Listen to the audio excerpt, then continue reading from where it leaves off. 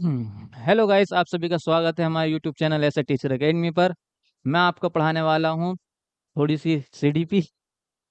CDP में सबसे पहले हम पढ़ेंगे भाषा। भाषा ग्रहण। भाषा ग्रहण होती कैसे कैसे है, ठीक है। तो भाषा दो प्रकार से सीखी जाती है। एक होता है अर्जन करना और एक होता है अधिगम, ठीक है। अर्जन जो होता है, अर्जन होता है स्वाभाविक, यानी कि स्वयं से अर्जन करना खुद ही, ठीक है। और दूसरा इसका होता है आसान होता है, सहज तरीके से होता है, यानी कि स्वाभाविक तरीके से सीखना।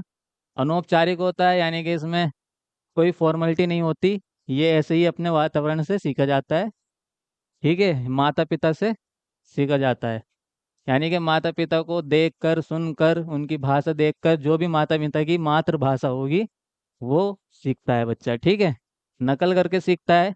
और ये जो है अर्जन जो भाषा की जाती है, जो जो मातृभाषा होती है, वो होती है प्रथम भाषा, ठीक है। ये परिवार से सीखी जाती है और समाज से सीखी जाती है, ठीक है।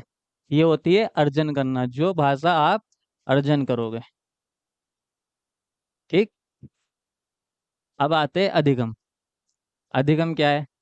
अधिगम वो है जिसमें आपको किसी भाषा को सीखने का प्रयास करना पड़ता हो, ठीक है। ये जो होती है प्रयासपूर्ण होती है, थोड़ी मुश्किल होती है, ठीक है। इसके अंदर व्याकरण होता है, यानी कि आप सिस्टमेटिक तरीके से सीखोगे, सिस्टमेटिक तरीके से सेंटेंस बोलोगे, ठीक है। ये औपचारिक होती है, फॉर्मल तरीके से सीखी जाती है। एक क्लास होती है, फॉर्मल तरीके से क्लास में बैठना, नियम होते हैं, कानून होते हैं, और एक सिखाने वाला टीचर होता है या कोई इंसान होता है जो उसको सिखाता है, ठीक है। ये द्वितीय में आती है, ठीक। और ये विद्यालय में सिखाई जाती है, ठीक है। आगे चलते हैं। आगे आता है हमारा जीन पियाजे, ठीक है। जीन पियाजे जो है, उन्होंने संज्ञानात्मक विकास का सिद्धांत दिया है, ठीक है।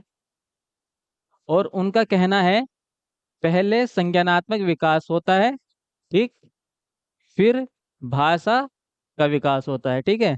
यानी कि ये पहले कहते हैं कि ये संज्ञानात्मक विकास होगा, उसके बाद तुम्हारा भाषा का विकास शुरू होगा, ठीक है। और अब आते हैं वाइगोत्स्की। वाइगोत्स्की जो कहते हैं वो कहते हैं पहले भाषा आती है फिर संज्ञानात्मक विकास आते हैं, यानी कि वाइगोत्स्की जो है वो जीन पियाजे के उल्टे चलते हैं, ठीक है।